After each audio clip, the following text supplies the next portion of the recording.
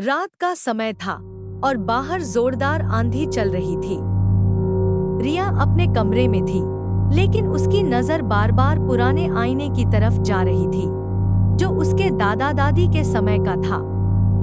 माँ ने हमेशा उसे उस आईने से दूर रहने को कहा था, पर आज रिया की जिज्ञासा हावी हो रही थी। धीरे धीरे रिया आईने के पास गई। जैसे ही उसने उस पर हाथ रखा, आईने में अजीब सी चमक दिखी।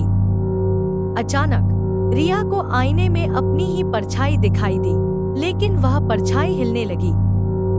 रिया पीछे हट गई, पर उसकी परछाई ने आईने से बाहर आने की कोशिश की। वह डर गई, लेकिन तभी उसे याद आया कि माँ ने कहा था, कभी आईने को मत छूना।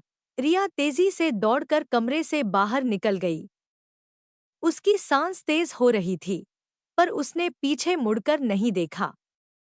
जब उसने अपनी माँ को सब बताया, तो माँ ने गंभीरता से कहा, वह आईना जादुई है। अगर तुम दोबारा उसे छुओगी, तो तुम और तुम्हारी परछाई बदल जाएंगे। उस दिन के बाद रिया ने कभी उस आईने की तरफ देखने की हिम्मत नहीं की और उसने सीखा, कुछ रहस्य जानने के लिए नहीं होते।